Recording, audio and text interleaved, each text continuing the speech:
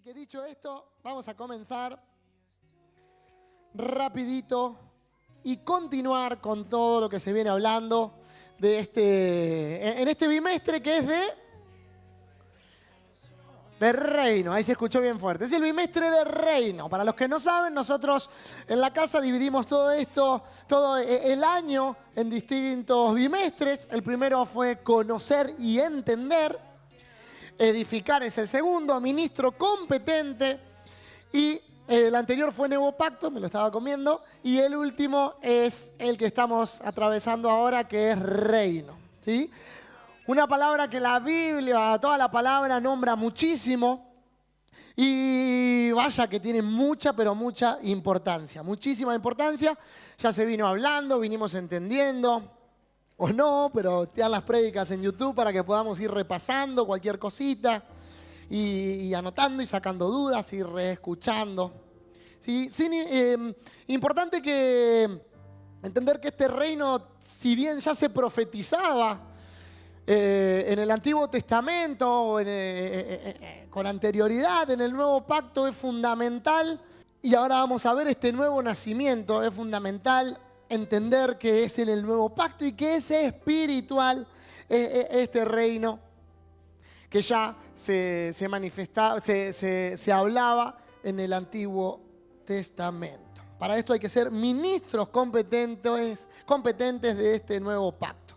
Eso no nos lo olvidemos, no es que lo anterior se va borrando, sino que todo se va sumando. Ministros competentes del nuevo pacto. ¿Se acuerdan más o menos qué es ser un ministro? Vayan tirando palabras sueltas. ¿Qué era ser un ministro? Un servidor, ¿qué más escuché por ahí? Un siervo, ¿qué más? Mesero. ¿Qué otra cosa es ser siervo? Ministro. Estar donde hace falta, gracias Noé, me encanta esa definición. Estar donde haga falta, pero no estar de cualquier manera, ¿no? No es que soy un sanguchito de mía y estoy en todas las fiestas. No, sino estar de manera eficaz, que eso es lo que significa ser competente. Eficaz, ¿qué otra cosa significa ser competente? Apto, entendido, hábil, capaz. ¿Sí? Entonces no podemos estar en este nuevo pacto sin este entendimiento, no podemos ser tan básicos o sencillos de estar manifestando al creador del mundo, a lo mejor del mundo, a medias aguas, a medias tintas, sin ser un profesional en lo que se hace, sin ser un profesional, ¿qué otras palabras me dijeron? Sin ser idóneo, sin ser un erudito en esto. Por eso es importantísimo conocer, pero entender también. ¿Y alguien se acuerda de la palabra que dijo la pastora que le agregó a esto? Comprender, ¿ok? Atrapar, comprender. Bien, importantísimo así saberlo. El reino, para hacer un mini repaso, es propiamente la realeza, el reinar, y reino tenía que ver con gobierno, ¿sí? Siempre por ahí es bueno o imaginariamente, cada vez que hacemos referencia al reino, reemplazarlo también por gobierno. Nosotros fuimos trasladados a este reino y no a una religión. Pero como han hecho las deberes, impresionante, muy bien. El mensaje de Jesús fue el reino de los cielos. Ya está aquí, se ha acercado. El reino expresa un ámbito, una cultura, tenía un idioma, un gobierno, una justicia y una economía. Francamente, si estamos con alguien, te das cuenta a qué reinado pertenece, ¿sí? O si está viviendo en ese ámbito de reino. Por cómo habla, por cómo pregunta, por cómo se mueve, por qué dice, por qué manifiesta. Es muy sencillo darse cuenta. Sabemos que lo tenemos súper comprendido, entendido, leído, pero no sé si lo vivimos, pero sabemos que somos cartas leídas. Entonces nos ven y lo ven.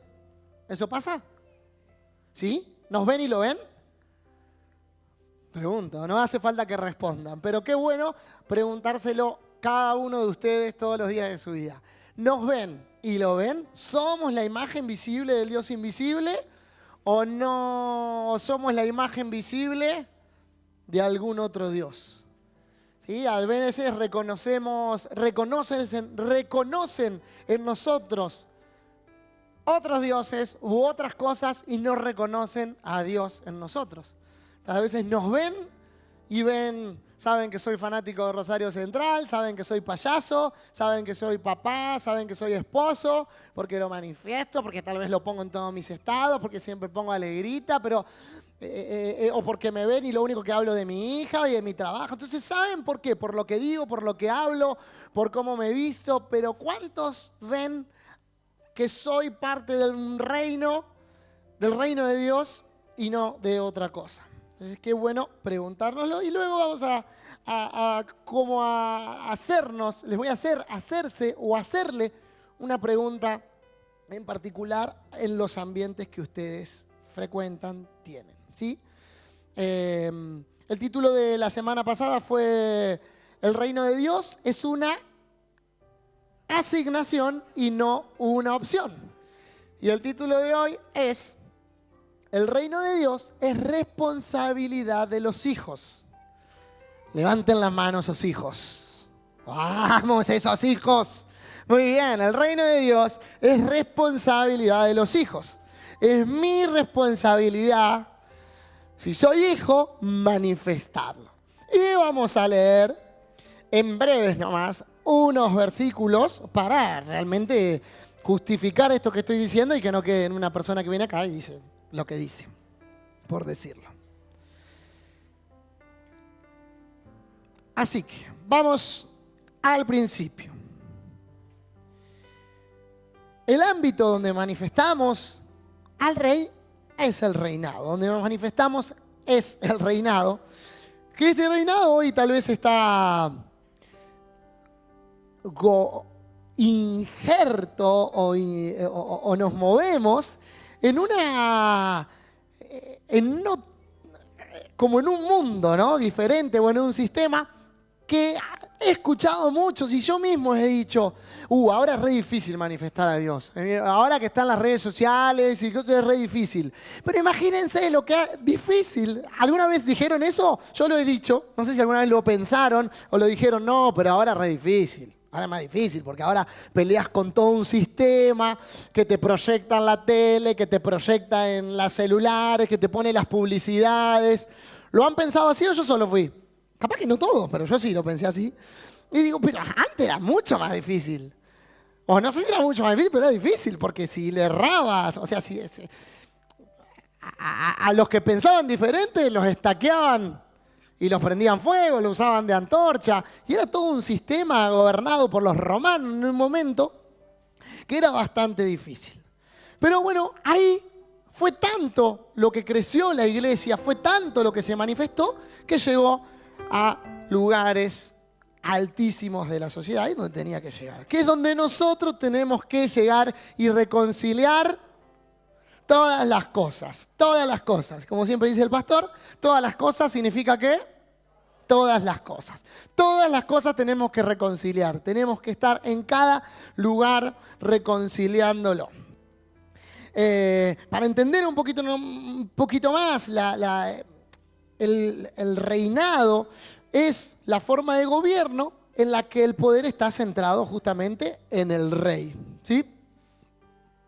Viene a ser, entre comillas, como una monarquía, ¿no? Nosotros no podemos decirle a Dios cómo tiene que manejar el mundo o cómo tendría que haberlo diseñado. Él lo diseñó y su plan es perfecto, entonces ni nos conviene meternos. Si nos metemos nosotros vamos a ser macana nada más. Una característica del reinado, que es un cargo que se accede por linaje de sangre, o sea, por naturaleza.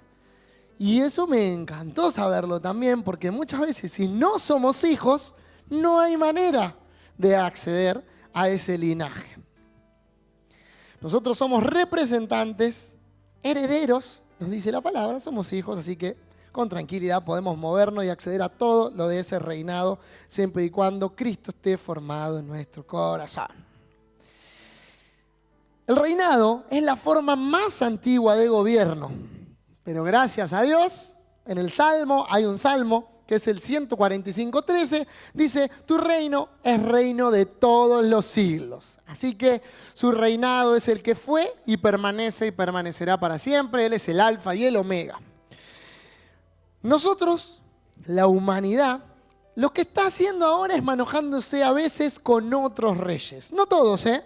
Si estamos acá, es porque estamos o manifestándonos en ese reino o intentando ser parte cada vez más activo de ese reino.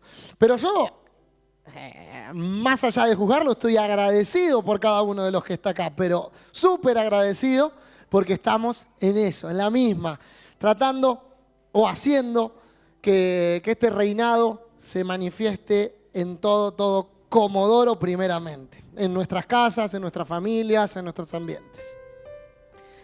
Pero muchas veces sí, no le damos el valor necesario, la autoridad necesaria para que se manifieste, y las razones son muchas. Falta de entendimiento, no creer, religiosidad, fiaca, abandono, poner otros reyes por arriba o por encima del verdadero rey de reyes. Y ser parte de sí es trabajoso y es esforzado. ¿Realmente lo es? ¿Lo es? A veces uno piensa en el reinado y cuando dicen un rey, ¿qué te imaginas? Sentado en un super trono, que alguien tiene un racimo de uva y te lo alcanza a la boca. Y no. Sí, mejores cosas que esas tenemos, pero hay que trabajar. El reino está vivo, el reino es acción, el reino es Jesús, ¿sí?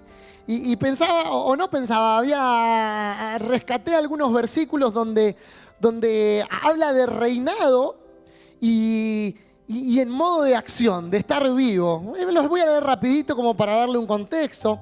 Mateo 13:24 dice, la siguiente es otra historia que contó Jesús, ¿no? Era cuando Jesús estaba contando las parábolas. Hablábamos de esto en la célula el otro día. El reino del cielo es como un agricultor que sembró buena semilla en su campo. Entonces yo subrayé esa palabra sembró y ya digo, bien, habla de dos cosas, agricultor. O sea, que compara al reino de los cielos como un agricultor. No sé si alguien conoce gente de campo, de donde yo soy nato. Hay mucha gente que trabaja de campo y son re sacrificados. Recontra tienen que trabajar, porque no importa la cosecha, hay que levantarla no importa cómo está el clima, hay que levantarse a las 4 de la mañana, 3 de la mañana, cosechar, sembrar, bum, bum. Y es esforzado, es muy esforzado sembrar, cosechar, controlar las plagas, controlar los animales que se te meten y te rompen todo, los vecinos que te roban los choclos. Hay que controlar un montón de cosas, ¿sí? Que después todo lo que cosechaste no se te eche a perder, dónde lo pongo, a quién se lo vendo. Es todo un trabajo y es constante, porque es anual y después viene la cosecha directa y hay que ver qué sembrás para que después venga la otra siembra atrás, la otra semilla no te rompa la tierra que después va a poner luego. Es todo trabajoso. Ni hablar si te agarra una lluvia o una sequía o un incendio. Es muy trabajoso. El reino de los cielos es como un agricultor. O sea que no es que voy a estar sentadito comiendo esa uvita solamente. Aunque sabemos que a su tiempo cosecharemos lo que Él tiene preparado para nosotros, pero tal vez es eso lo que tiene que preparado para nosotros. La siguiente, Mateo 13:31, también hace referencia a una siembra, a un trabajo. La siguiente es otra ilustración que usó Jesús también. El reino de los cielos es como una semilla de mostaza sembrada en un campo, entonces también lleva su trabajo. Imagínense sembrar, no es que va y siembra una sola semillita, sembrar campos y campos de semillas bajo el sol. Mateo 13:33, Jesús también usó la siguiente ilustración. El reino del cielo es como la levadura que utilizó una mujer para hacer pan. Aunque puso solo una pequeña porción de levadura, en 3 medidas de harina, la levadura impregnó toda la masa. También, no es que, si bien ahora vienen las maquinitas que metes todo y te sale el pan mágicamente, el amasado lleva, y de hecho nos ha tocado con Ani comer unas pizzas de esas que llevan la masa madre, que tardan un mes, está creciendo, y la amasan y usan los mejores productos, y vos la ves que tarro donde estás por explotar de cómo está, y después te comes la mejor pizza o la mejor masa que puedas haber probado con los mejores. Bueno, eso lleva trabajo, lleva tiempo también. Por eso no es el reino de los cielos, lleva su esfuerzo, pero da su recompensa. Mateo 13:38. Eso es para que vean que hay que laburar, ¿eh? Mateo 13:38, al final nunca lo dije, por hablar. Cállenme ustedes. El campo es el mundo. Y la buena semilla representa a la gente del reino. Así que bienvenidos. Tienen todos cara de semilla, algunos más redonda que otra. La maleza representa a las personas que pertenecen al maligno, ¿sí? O sea, somos semillas. Si somos semillas es porque hay dos características de la semilla. La predicó Ana, pero no me acuerdo si un sábado o un domingo. La semilla, ¿qué hace? Después, cuando... No lo quiero decir yo, díganlo ustedes. ¿Qué hace? Crece y ¿qué da? Frutos. Y antes muere. Así que ya tenemos dos características, ¿no? Da frutos, pero para dar frutos tiene que morir. ¿Capille? Y nace con su nueva vida ahí. Pero bueno, la buena semilla da frutos. Tal cual el Espíritu Santo. Un cupito.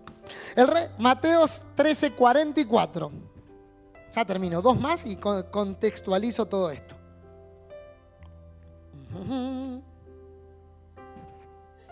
¿Se escucha cuando trago? Mateo 13:44. El reino de los cielos es como un tesoro escondido que un hombre descubrió en un campo. Esto también lo hablábamos en la célula, no me acuerdo si Alan lo había dicho. El reino de los cielos es como un tesoro escondido que un hombre descubrió en un campo. Lo escondió nuevamente y vendió todas sus posesiones a fin de juntar el dinero suficiente para comprar el campo. Entonces ya hay varias también, ¿no? Cositas. Un tesoro escondido, o sea que tuvo la intención de ir a buscar el tesoro, no se quedó esperando ganar la lotería, apostando, sentado esperando una herencia, sino que fue al campo, buscó, encontró, después lo enterró, fue, buscó, lo volvió a tapar y después vendió todo y se hizo de eso. ¿Ok? Y también el último, 13:45, el siguiente a ese. Además, el reino del cielo es como un comerciante en busca de perlas de primera calidad. ¿Sí? Es súper trabajoso. No sé si acá hay personas que buscan precios para sus negocios o sus cosas, pero te llevan. Estos días estaba viendo a Ornella delante de la computadora con la cara de unas ojeras. ¿Qué pasa, Ornella? Estoy buscando precio de ropa. Así, estaba por... Pero es un trabajo. Por eso el reino de los cielos lleva su trabajo. Y ni hablar todo el proceso que lleva una perla. ¿Conocen los procesos de las perlas? Para que se forme la perla, bueno, búsquenlo. Es asombroso cómo puede suceder una perla. Ok, entonces tenemos que trabajar. Pablo sumó un poquito más a esto. Pablo no es que solo trabajaba, sino que sufría muchísimo por el reino de Dios. Y vamos a traer un versículo en Hechos 14:22 que dice: allí visitaron a los que habían creído en Jesús y les recomendaron que siguieran confiando en Él. También les dijeron: debemos sufrir mucho antes de entrar en el reino de Dios. Y sí, les tocó, ¿ok? El trabajo tiene que existir, pero tiene que tener la mirada puesta en Él, en el autor y el consumador de la fe. El pastor hablaba la semana pasada, casi al final, y terminaba diciendo que el que pone las manos en el arado no tiene que mirar para atrás. No sé si alguien vio cómo se trabajaba antes en el arado, pero era una sola persona llevando como una sola quilla con los bueyes y tenías que ir y era re trabajoso. Todavía se sigue viendo en algunos lugares del norte, en Perú, en Bolivia. Vos vas caminando o por las montañas y se ve abajo del sol cómo trabajan y les sale derechito ni que tuvieran un GPS. Pero justamente, si no lo hacen bien, pierden espacio, pierden cosecha, pierden lugar, pierden dinero y es su fuente de dinero, su única fuente de ingreso. No pueden desperdiciar ni un surco de más ni un surco de menos. Y hay una versión que no me acuerdo cuál es, no te la busqué, Mica, no me mates, de Lucas 9:6, que dice, Jesús les dijo, no se puede pertenecer al reino de Dios y hacer lo mismo que hace un mal campesino. Es el mismo versículo que el anterior, pero es otra traducción, mucho más sencilla de entender y más dolorosa, porque muchas veces fuimos esos malos campesinos, o fui ese mal campesino, sin medir o entender las consecuencias que dejaba atrás. No se puede pertenecer al reino de Dios y hacer lo mismo que hace un mal campesino. Al que se pone a arar el terreno y vuelve la vista atrás, los surcos le salen torcidos. Y digo, wow, pensar que todo lo que yo dejé torcido, mi hija o los que vengan atrás o los discípulos o lo que yo quiera enseñar va a venir siguiéndome en esa torcedura. Y es un doble trabajo para ellos y es dejarle un mal legado y no es lo que quiero. No es lo que debemos hacer. No quiero dejar mis generaciones torcidas, ¿sí? No quiero dejar. Por eso es importante lo que nombraba anteriormente, poner los ojos en Él, el autor y el consumador de la fe, ¿sí? Entendiendo y sabiendo que el gozo puesto delante, por el gozo venidero, dice una versión, ¿no? Entonces sabemos que va a ser trabajoso, sabemos que vamos a tener que poner la mirada ahí, sabemos que tenemos que ampollarnos las manos. Es durísimo ese trabajo del arado, es durísimo. Te lastimas, se te quebranja la piel, ni hablar la cara, las manos, la tierra que se te mete por todos lados. Es durísimo ese trabajo cuando es a mano, en los contextos que está predicado o contado esto, ¿no? Pero sabiendo que, puesto los ojos en Jesús, el autor y consumador de la fe, el cual por el gozo puesto delante de él sufrió la cruz, ¿sí? Menospreciando lo oprobio, y luego se sentó a la diestra. Sabemos que Dios paga y paga bien. Mantenernos en el reinado nos da la garantía de vivir con los beneficios de ese reinado y a afectar a ese reinado. Si donde vayamos, nosotros tenemos lo mejor y podemos manifestar lo mejor y podemos dar lo mejor, porque tenemos todo a nuestro servicio para darle lo mejor a todo lo que nos rodea. ¿Amén? Después el otro decidirá si quiere aceptarlo o no. Imagínense, rechazaban a Jesús, no nos van a rechazar a nosotros, no nos frustremos por eso tampoco. Que muchas veces pasa, he tenido charlas con algunos, no me dan bolilla, a mí no, nadie me quiere, en mi trabajo nadie se convierte, me trata mal por ser cristiano. Bueno, lean la Biblia y se van a dar cuenta que la pasaron peor que nosotros, que a Jesús hasta lo crucificaron por hacer milagros. Así que no dejen de hacer el bien, que a su tiempo, gracias, cosecharemos. Bien, vamos a... voy a saltear una partecita y vamos a ir directo a la historia o a la verdad de Nicodemo. ¿Sí? Nicodemo, este erudito, este fariseo, que era muy sabiondo, sabía un montón, decían que era de la tribu de Gamaliel también, era capo en la palabra, como casi todos los fariseos, o ver una característica de los fariseos, sabían muchísimo, pero muchísimo de la palabra, pero eran bastante juzgadores, era como una característica, eran señaladores, tenían este movimiento rápido, pero para hacer así. Eran juzgadores, señaladores, eran rapidísimos. Estaban todo el día señalando, juzgando, y no a cualquiera. O sea, a cualquiera. Y encima, a Jesús también. Le querían hacer pisar el palito a Jesús todo el tiempo, cosa que obviamente era imposible. No había manera de hacerle pisar el palito a Jesús, a menos que él quiera hacerse el engañado, pero no había manera. Eso está en Juan 3. Y vamos a leer bastante ahí. Juan 3 del 1 al 13, sí, al 13. Una noche, un fariseo llamado Nicodemo, que era el líder de los judíos, fue a visitar a Jesús y le dijo: Maestro, Rabí, dice en otra versión, sabemos que Dios te ha enviado a enseñarnos. Una noche un fariseo llamado Nicodemo, que era el líder de los judíos, fue a visitar a Jesús y le dijo: Maestro, sabemos que Dios te ha enviado a enseñarnos, pues nadie podría hacer los milagros que tú haces si Dios no estuviera con él. ¿Sí? Entonces, así arrancó, diciéndole: vos que sabemos que estás con Dios porque haces un montón de milagros. Algunos especialistas o teólogos dicen que era, entre comillas, mentira, porque ellos sabían que había más gente que hacía milagros, estaban los adivinadores, pero por eso dudaban de su veracidad en la pregunta que le hacían. Y Jesús le dijo, te aseguro que si una persona, así le cortó, como que le contestó otra cosa, vamos de nuevo a ver esta situación, le pregunto una cosa y Jesús como que se da cuenta, le dice totalmente, le responde de otra manera. Entonces, maestro, sabemos que Dios te ha enviado a enseñarnos, pues nadie podría hacer los milagros que tú haces si Dios no estuviera con él. Y Jesús le dice, te aseguro que si una persona no nace de nuevo, no podría ver el reino de Dios.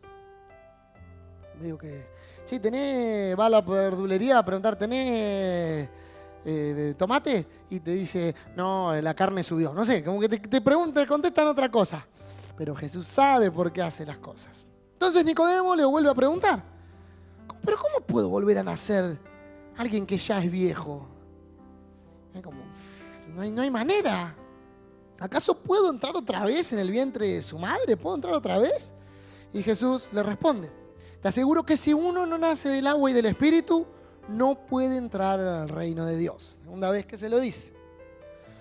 Todos nacen de padres humanos, pero los hijos de Dios solo nacen del Espíritu. Los hijos de Dios solo nacen del Espíritu. Lo voy a leer completito, después lo vamos separando. No te sorprendas si te digo que hay que nacer de nuevo. El viento sopla por donde quiere y aunque oyes su sonido, no sabes de dónde viene ni a dónde va. Así también sucede con todos los que nacen del Espíritu. ¿Entendieron esa parte? Dificilísima de entender, después la vamos a leer. Nicodemo vuelve a preguntarle, ¿pero cómo puede suceder esto? Jesús le vuelve a contestar, tú eres un maestro famoso en Israel y no lo sabes. Te aseguro que nosotros sabemos lo que decimos, porque lo hemos visto, pero ustedes no creen lo que les decimos. Si no me creen cuando les hablo de las cosas de este mundo, ¿sí? Cuando habla con parábolas, ¿cómo me creerán si les hablo de las cosas del cielo?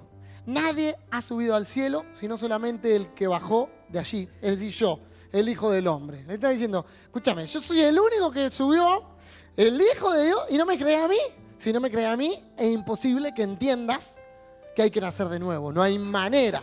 Si no entendés la cosa de la tierra, vas a entender las cosas del cielo, que son de locura. Entonces no hay manera, no hay manera. Vamos a ir al 6. 3:6. Todos nacen de padres humanos, pero los hijos de Dios solo nacen del Espíritu.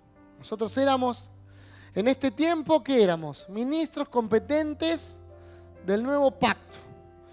No de la letra, porque la letra mata, sino del Espíritu que da vida. ¿Ok? Entonces es importantísimo entender ese nuevo pacto. Por medio del Espíritu nosotros podemos decirle Abba, Padre, ¿sí?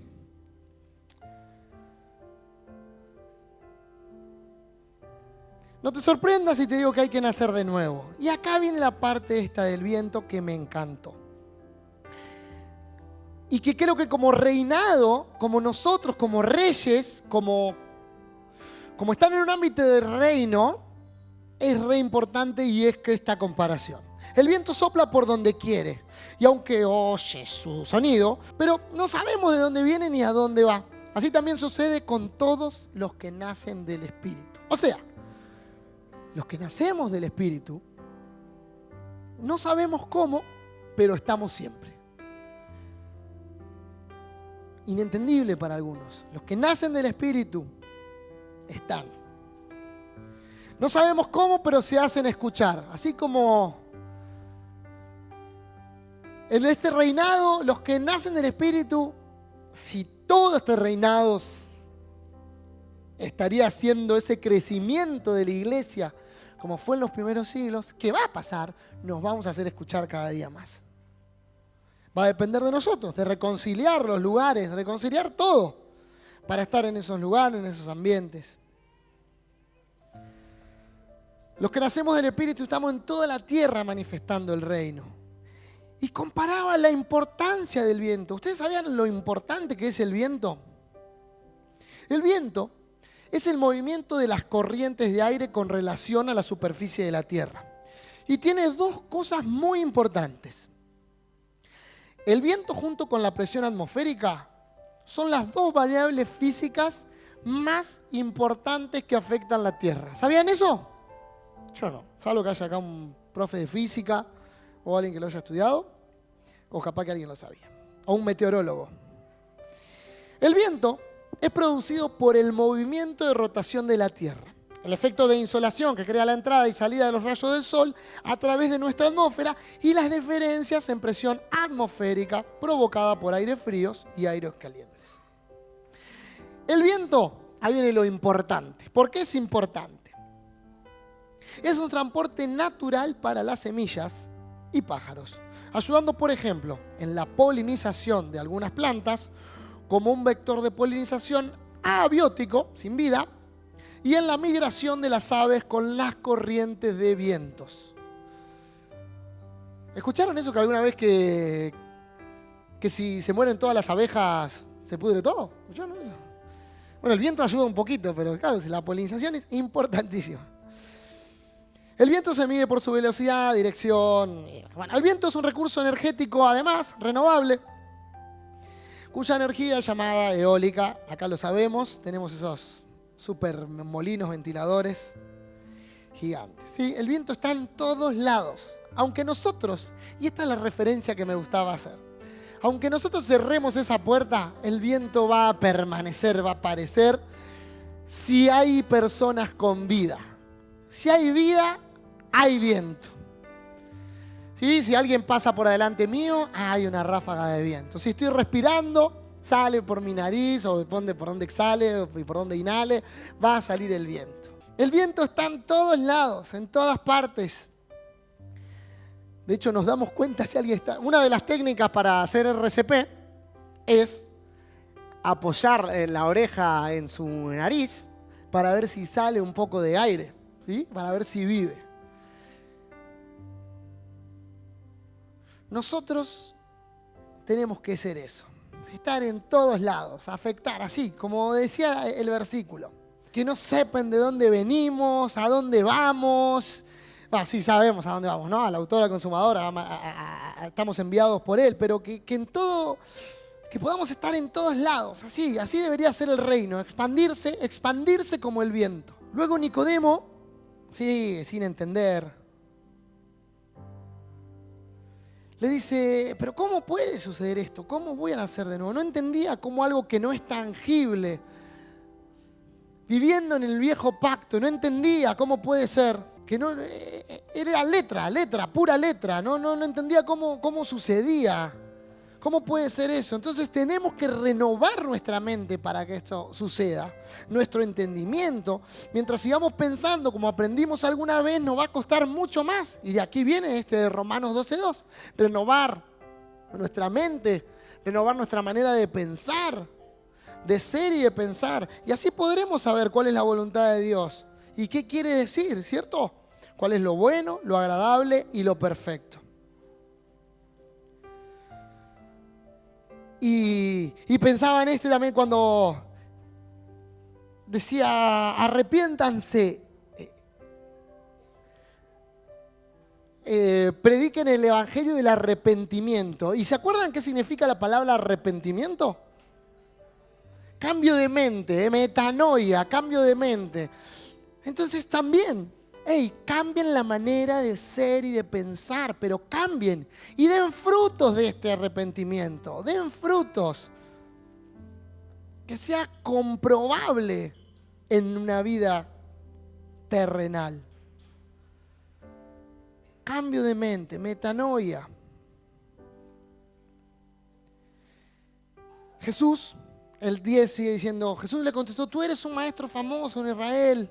¿Y cómo puede ser que no lo sabes? Te aseguro que nosotros sabemos lo que decimos, porque lo hemos visto, pero ustedes no creen lo que le decimos.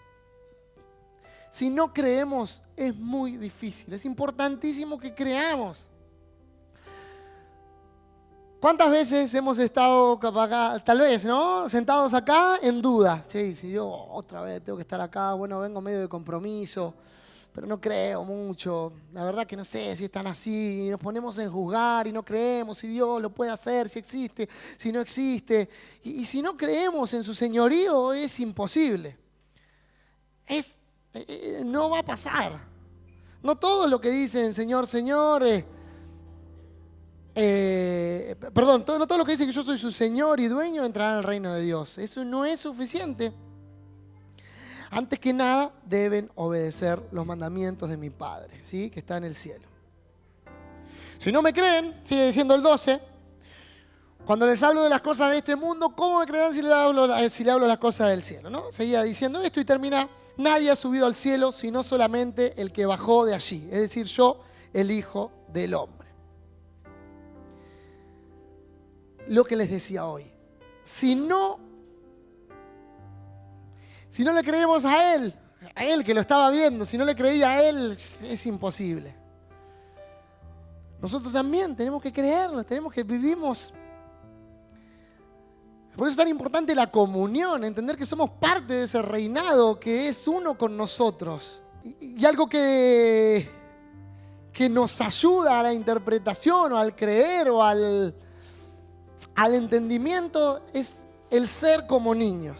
Un versículo súper archi mega conocido. ¿Lo recuerdan? En esa misma ocasión los discípulos le preguntaron a Jesús, Mateo 18. Lo contextualizo un poquito. El importante es no el importante, pero el que habla de eso es el 3. ¿Quién es el más importante de este reino? Le preguntaban.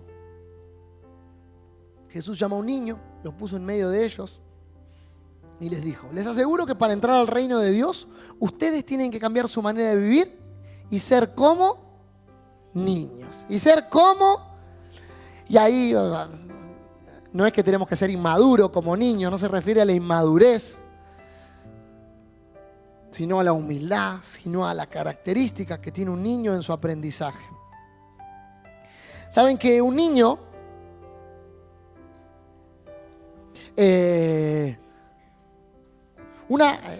nosotros los profes de educación física o cualquier docente tienen en las primeras etapas hasta los 12 años el cerebro se pone muy flexible. Hay edades que más y menos depende qué tipo de aprendizaje.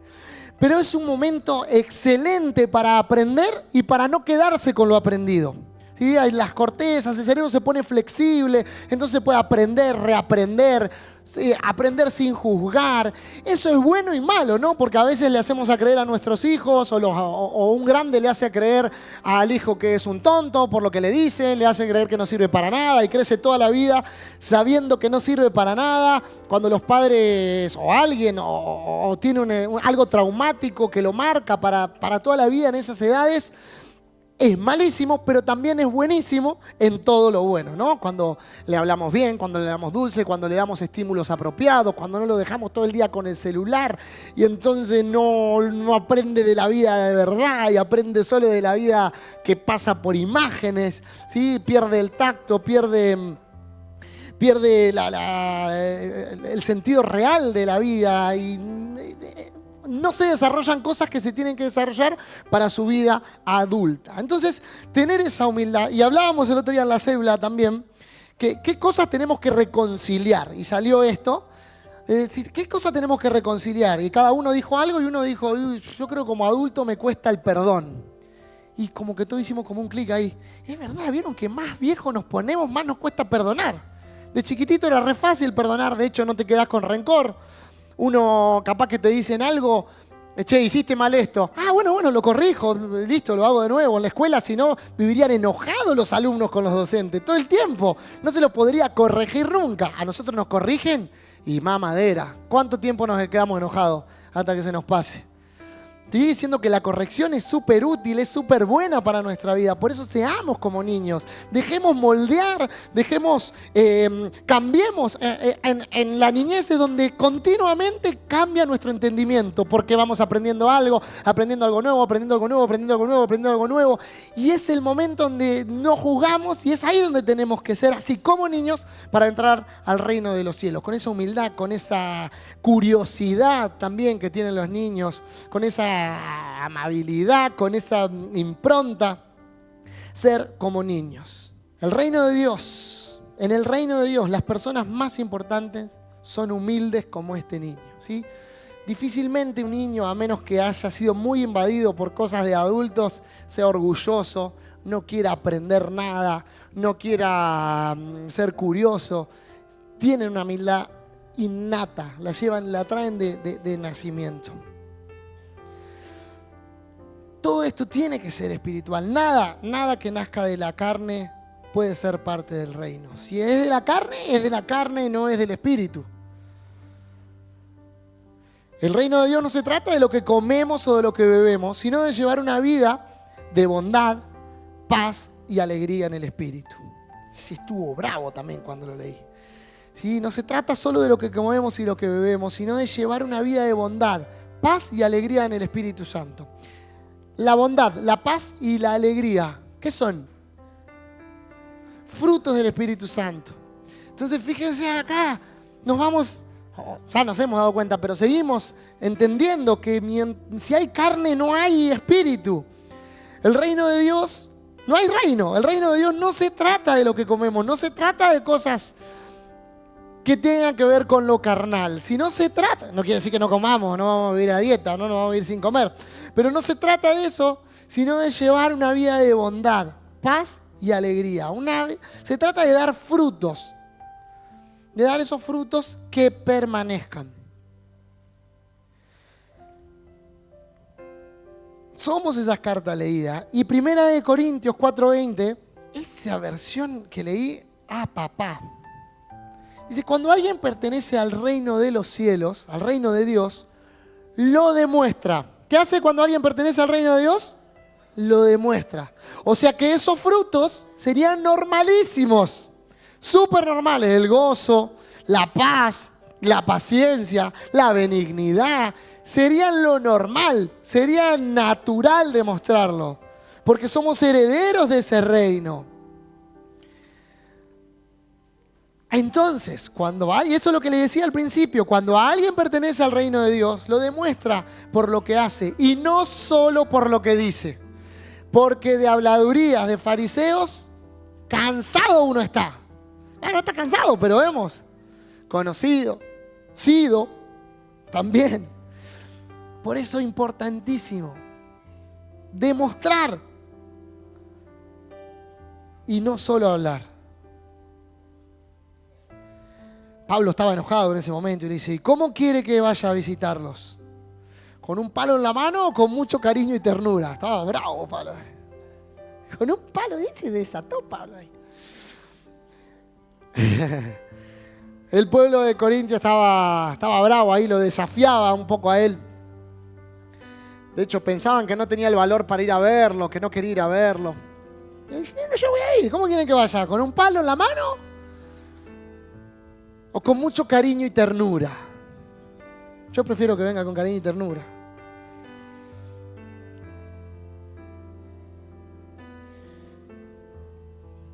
Para seguir dando un poco de contexto o cerrando la idea, todo lo que sea carnal, no espiritual, no hereda el reino de Dios. Por eso debemos ser hijos espirituales y ser completamente espirituales. ¿No saben que los malvados no heredan el reino de Dios? No se dejen engañar.